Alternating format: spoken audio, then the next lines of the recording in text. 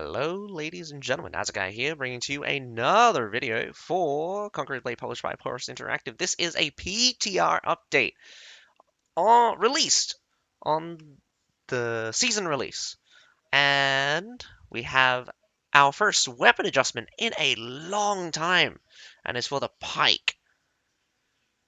So, I'm going to read through this, and I'm going to give you my thoughts and understanding on what is happening. Wandering Dragons, Water Dragon, Sky Dragon, after using any of the first two stage skills, you can use the third enhanced skill stage consecutively within 4 seconds. Wandering Dragon, Water Dragon, Sky Dragon, first skill stage cooldown went from 3 to 4 seconds. Wandering Dragon, Water Dragon, and Sky Dragon, third enhanced skill stage cooldown went from 0 to 3 seconds. After each skill stage, you can use the next stage within 3.5. Sorry. You can use the next stage within from 3.5 to 4 seconds. So they give you a half second there. Optimize the judgment for Sky Dragon grab and winded effect after using the ultimate, making it easier to hit enemies. The second stage of normal attack can inflict the daze effect on heroes. Water Dragon, the third stage triple thrust armor piercing coefficient 60% to 100%. So let us take in what exactly they're changing about the Pike. So first things first, their combo system. They have a 3-stage combo system, so you can use any of your skills in a combo of up to 3 times. But they've changed it now. Now, when you enter the third stage enhancement, so you use 2 skills and you're in the third stage of enhancement, you can use all 3 skills consecutively within 4 seconds. Now, I'm not sure if there is a limitation. Maybe you'll be able to use this exact same skill. I don't know why you would, but sorry, I don't know why they would design it like that. But what I'm thinking is that you use any of the 3 2 times, and then you come out roaring with maybe a maximum of 3 third stage skills. So your full length combo is 5 skills. Well, not including the ultimate, of course. That if you include the ultimate, it would just be a double rotation. So you could have a skill chain. No gaps, by the way. 0 gaps, anyway. Of 12 button presses. That is insane.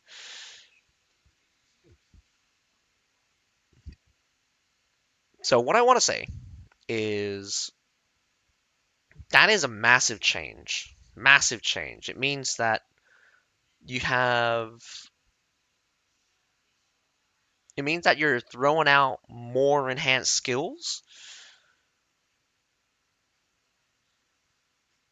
So yeah. So you got a larger frame, and this is all within 4 seconds. So this is the 4 second thing is the other thing that gives it a lot of room, but not a lot. It gives it room, but it doesn't give it a lot of room. Um, so in my mind, I'm imagining that it would be super tight. You would have to basically spam the 3 skills in order to use all 3 of them.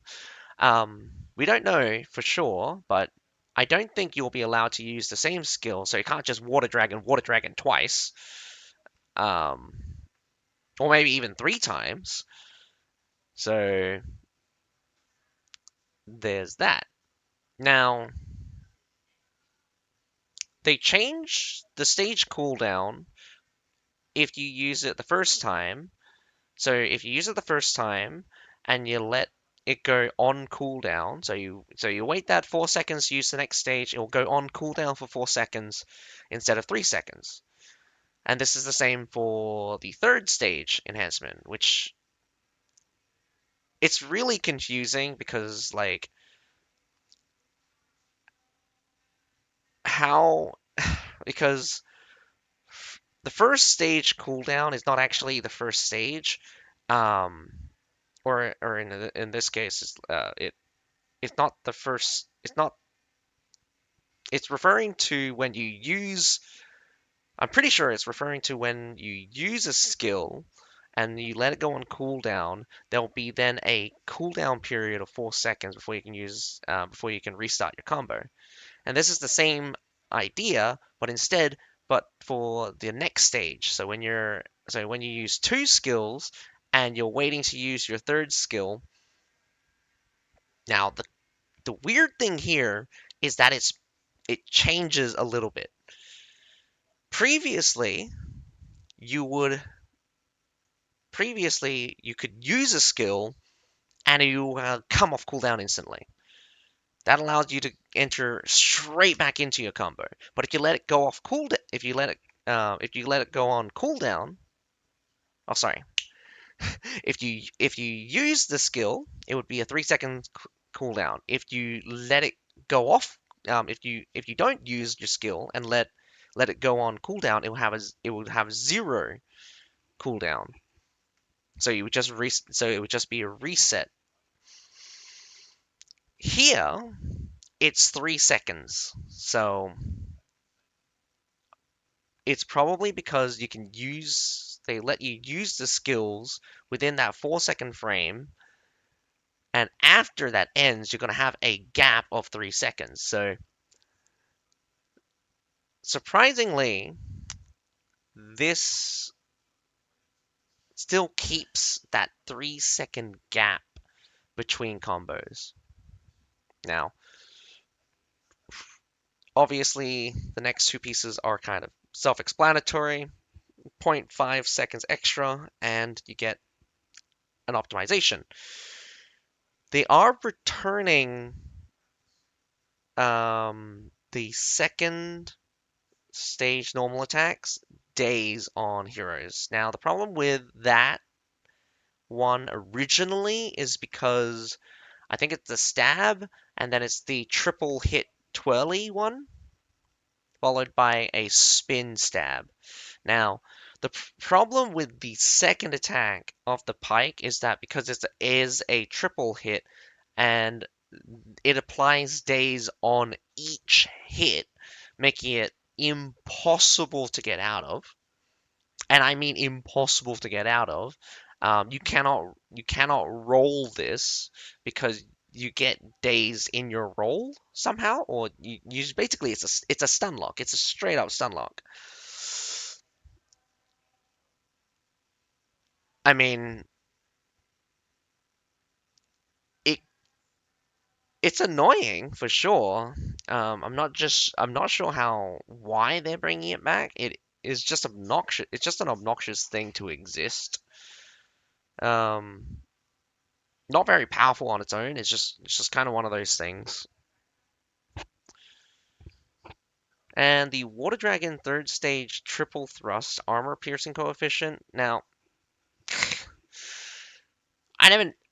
We noticed that there's like the armor piercing coefficients are a little bit funky. Um, so like things are dealing more damage or less damage.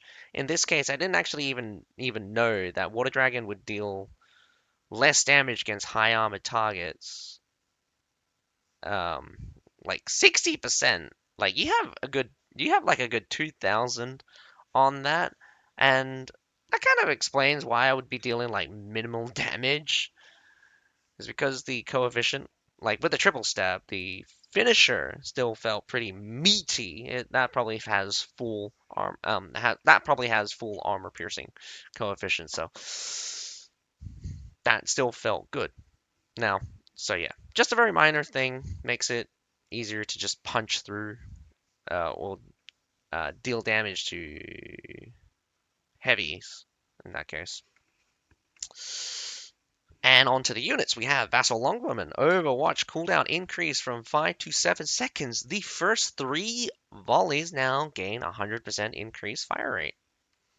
That's pretty insane. Overwatch is going to come in with a inbuilt arrow rain. I mean, that's pretty nutty. That's pretty insane. I don't know why they would want to buff the Vassal Longbowman now, while considering that they nerfed it the last time. I mean, they only shaved off around about 5%, I think, and a 10% extra damage. But Vassal Longbowman, I'm not sure why you're getting buffed. I mean, maybe some of the other ranged units, in particular the harangs, are a bit too dominant. But I did not believe you needed a buff like this. If anything, I'd have just updated their I would have just updated their projectile speed, updated their arc. Again, I definitely love a more realistic archer for the distance that these guys are shooting. Um, for the theoretical strength of the bow, unless gravity is like 10 times stronger in CB, I mean, not 10 times stronger, unless gravity is like twice as strong on CB than compared to like our reality, these guys should be shooting much further and more straighter trajectory. Of course, like you can't give them the actual range because that'd just be insane because you just have longbows and like crossbows shooting beyond 200 meters. And if we're talking about realism as well, like you also have muskets which technically would still be lethal beyond 500 meters if you could even hit someone though. Anyway, 100% increased fire rate. I wonder how that's going to interact with everything, whether or not it's on top or whether or not it's multiplicative. We'll see, we'll see. Because I know that like something like arrow rain is additive. I think it's additive, so um, it has much less of a pronounced effect when you have a unit that has a lot of fire rate bonuses. Balance adjustments. Imperial Arquebusiers adjusted volley fire firing sequence to ensure continuous musket fire in the targeted direction during the skill duration. After the unit forms up, they first unleash a volley. Then soldiers in the front, middle, and rear ranks take turns to unleash quick shot. Each rank fires 3 volleys in sequence. After 2 volleys, the next rank finishes reloading and begins firing. Hmm.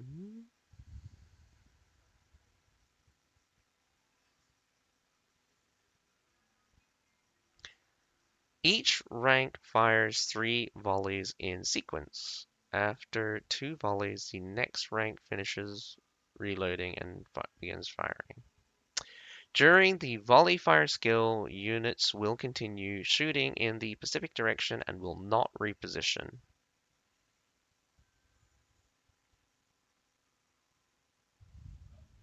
Okay. Hmm. There's a lot of interesting things to assume. We're going to have to kind of like leave this to maybe a secondary PTR update to get a visual for this. Um, but to my understanding, this balance adjustment just changes kind of the sequencing of the thing. So the Imperial Arquebusiers would just be like kabam, and then bam bam, and then bam bam bam bam, and then it would just like uh, alternate really weirdly. So what I'm thinking is that they've kind of updated this thing where they're going to shoot a volley. The sequencing is just going to be much more streamlined, where it's a little bit more spaced out, maybe. Who knows? Again, but I'm just going to leave it to an actual visual for this. Um, this doesn't scream at me any buffs or nerfs or anything. If anything, it's kind of like an optimization. Whether or not it is better or worse, we'll have to see. Balance adjustment. Forward ratio pikeman. Base movement speed increased from 3.8 to 4.3. Turning speed increased from 50 to 120. Optimized unit brace turning logic. Soldiers now prioritize turning only when they can attack an enemy. Soldiers in crouched brace will turn towards the enemy if an enemy is within 4 meters. So it changes from 11 to 4 meters. Soldiers in standing brace will turn towards the enemy if an enemy is within 6 meters from 11. That is not what I was hoping, but definitely will push them into the limelight kind of thing. Fortibrush or Pikeman is fills the same role as Phalanx, but they're stronger in terms of damage, that is. Their brace, of course, has a shorter animation, so they get in brace a bit faster, and they're slightly tankier. Slightly. Um, they have less models, though, so if anything, I think upgrading these guys to a 40 model would have been also a wise decision. They didn't do that. That's fine. Um, the movement speed increase, super great, in fact.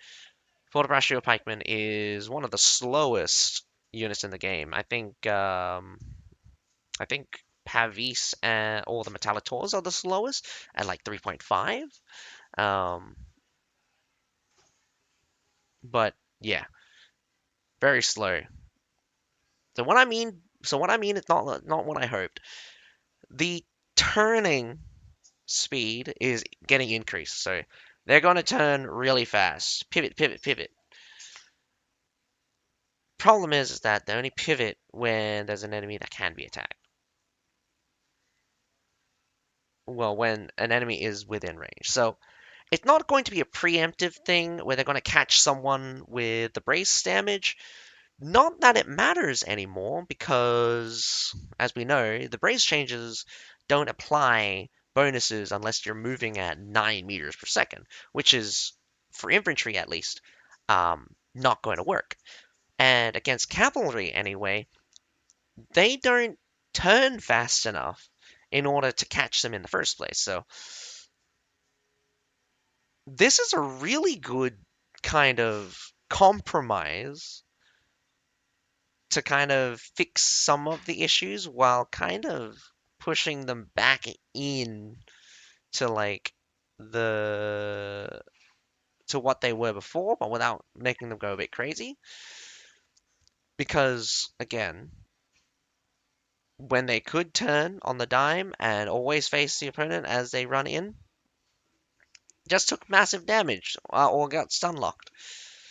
This way, units who are fast will get in fast and not just get completely just wrecked by the Fortibratio pikemen, which is good. It just means that positioning becomes way more important, but the unit itself can still work and fight on its own if you don't pay attention to it. So you're not a sitting duck. Uh, so you're not a sitting duck. I definitely think they should increase the block break at least a little bit. The block break is so low that you're just not dealing any damage at this point against the meta units, especially against the stalwarts right now, which we'll probably see a lot of Fortibratios come out to play during the tier 4. Now we have balance adjustment to the shield maidens a lot here. So the unit headcount is increased from 28 to 30 2, so only a 4 increase. Units with formation adjusted accordingly.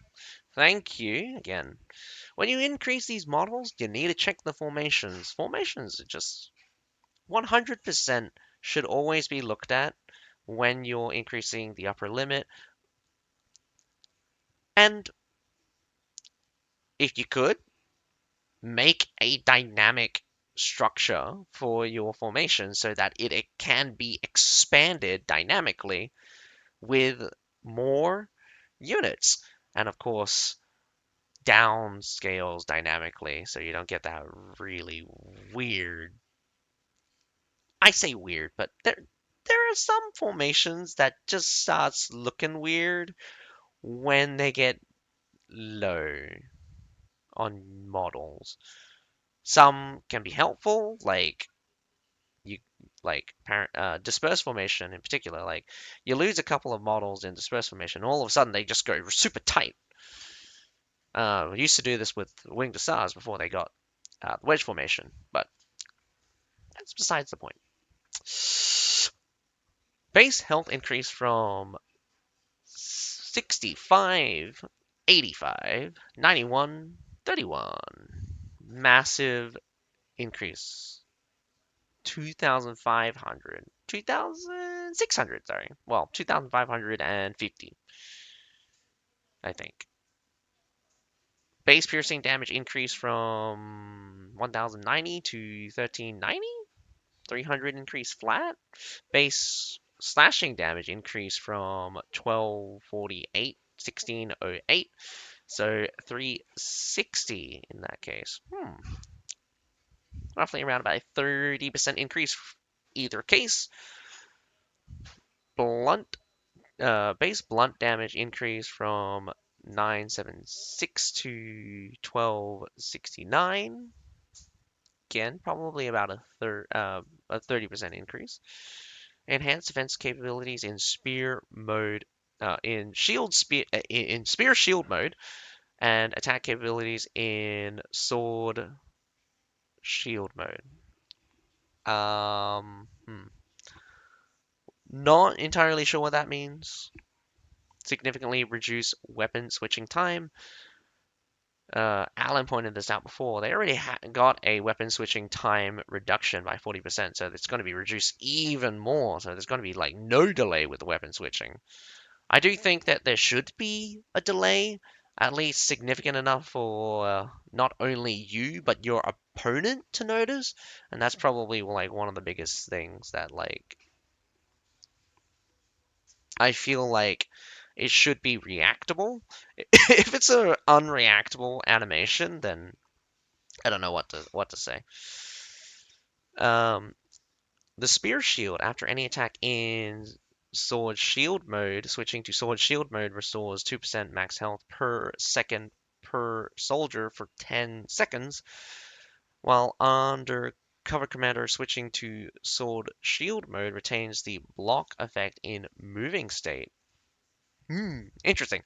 Um, I'm pretty sure that is a just a translation issue. I think it says it's meant to say after any attack in sword shield mode, switching to spear shield mode restores 2% max health per second per soldier for 10 seconds. Um, is this on top of like I think Alan put it here somewhere. Um, this is probably going to be on top of the existing 8% recovery. So these girls are going to be able to recover 28% of their health every 10 seconds, which is pretty nutty, honestly. And considering that you spend roughly around about 4 5 seconds in each mode, um, you could cycle this like you could be switching weapons like crazy and basically keep up this 2% healing. Not as strong as 3%, but you still got that 8% just straight off the bat as well. Only caveat is that it is restricted to fighting, so you will be fighting, so it's not perpetual. outside of combat. The retaining block effect while moving, honestly, that should be applied to every single unit with a shield. There's no reason for you to lose the blocking state just because you're moving, but I guess it's just how the game works. They can't afford to have the units do that, but in this case, in the cover commander, apparently they're going to retain the block effect while moving, but only. So sorry, hang on. Probably confused what that said. While under cover commander, switching to sword shield mode retains the block effect in moving state. So this it was probably a feature of the spear mode, and now it's getting pushed through to the sword mode, so that while you're in cover commander, the sword mode will maintain blocking while moving, kind of thing. So yeah. Sword Shield. After any attack in Spear Shield mode, switching to Sword Shield mode increases piercing armor penetration and slashing armor penetration by 500 per soldier for 100 seconds. The damage detection of Triple Strike is advanced by 0.3 seconds and deals an additional 800 damage to block value. Attacks in Sword Shield mode can no longer be blocked. That is a translation issue. Alan did happen to did see that one as well and translate it to attacks in sword shield mode will no longer be parried. And what it means by parried, especially older units, if their attack gets blocked, they will enter this little stun animation. And so what this means is that shield maidens won't have that stun animations when they get blocked while in sword shield mode. I think this was circumvented anyway because when they're in the cover commander state, they don't get parried. So I think it just changed it so that normal sword shield mode, so like any attack in normal shield mode won't be parryable. So they won't get stunned if it gets blocked. So they're not actually getting unblockable attacks. That'd just be too strong, but yeah. Now we also got the Shenji Grenadiers. Throw grenades cooldown reduced from 37 to 30 seconds. Initial ammo increase from 2 to 3. Throw grenades core explosion area increase from 2.2 to 2.5. Maximum explosion area increase from 4 to 4.2. Blunt armor penetration coefficient outside the core area increase from 80 to 100%. Blunt damage coefficient increase from 100% to 110%. I'm not sure how to feel about that. I'm wondering whether or not it's just. I mean, let's put it this way: the area increase only about a 10% increase. The grenades themselves not particularly damaging, considering that we just got an increase in health. Um, about a 10% increase. Honestly, the Shenji Grenadiers have a very powerful grenade in the first place, but it's is it so strong that like people would bring it along? I don't think so. And even with these changes, I feel like it's not enough. If I want to be honest, I feel like it's not enough because now you're competing against Ironcap Aquabusiers for basically the same role, and they fight and they throw firecrackers in RNG. Though people do still like using the Shenji Grenadiers, I feel like I get more out of the Ironcap Aquabusiers instead of the Shenji Grenadiers. Like the Shenji Grenadier still has mass grenades on demand, but the number of firecrackers, if you get good RNG, you could just wipe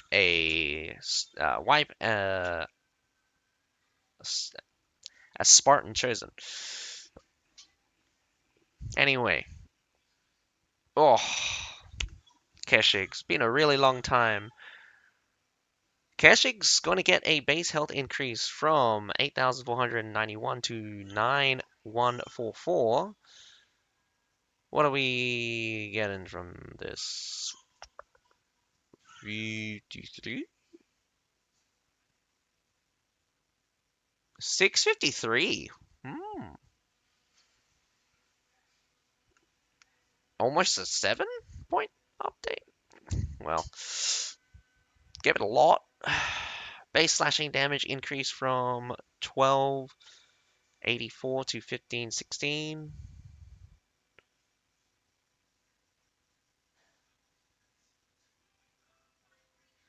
to 38. That is only a 20% increase. Still a significant amount of increase. Saber combo skill adjustment after activation. Quickly charge towards the enemy and perform 4 slashing attacks. 4 slashing attacks. Wow. The first 2 attacks can hit up to 4 targets each, and the last 2 can hit up to 6 targets each. If already in high speed at activation, the first 2 attacks cannot be interrupted, no longer deals extra damage at low speed, deals an additional 80% damage in high speed mode. Deals increased damage to enemies moving towards them while also receiving more damage from speed boosts. Alrighty, so we're getting a bunch of things. So about an 8% increase in their health. They probably need a bigger health increase, but we'll see what happens with their damage. 20% base damage increase, pretty massive. Actually scary. 4 targets. I'm not sure how many targets they hit before. Maybe it was a pretty high number as well. Their saber combo is like 4 attacks, and it's like 4 attacks, and they can do it multiple times. I think they did like 3 times, or maybe they did 2 attacks 3 times. The most interesting thing here is that they deal extra damage to units moving towards them, and the additional while also receiving more damage from speed boost. So you got this thing where there's no clear like separation, but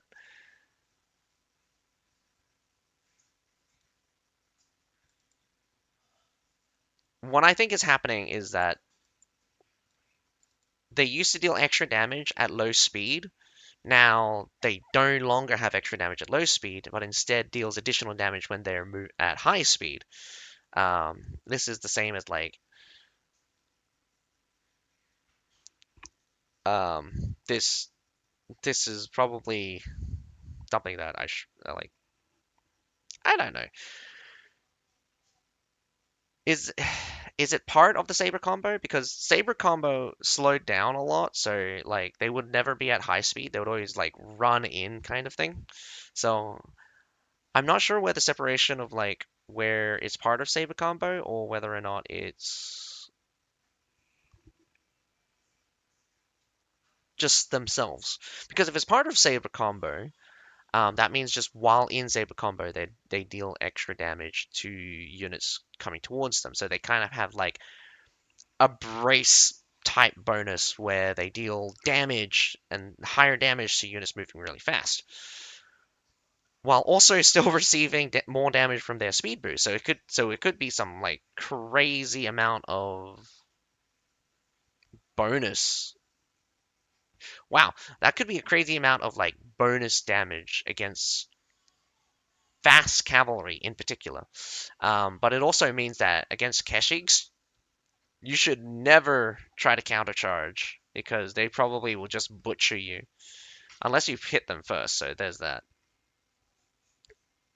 It's just a very interesting thing. I definitely loved it. Would love to test this out, but we'll see. We'll see what happens if I can get an opportunity for that.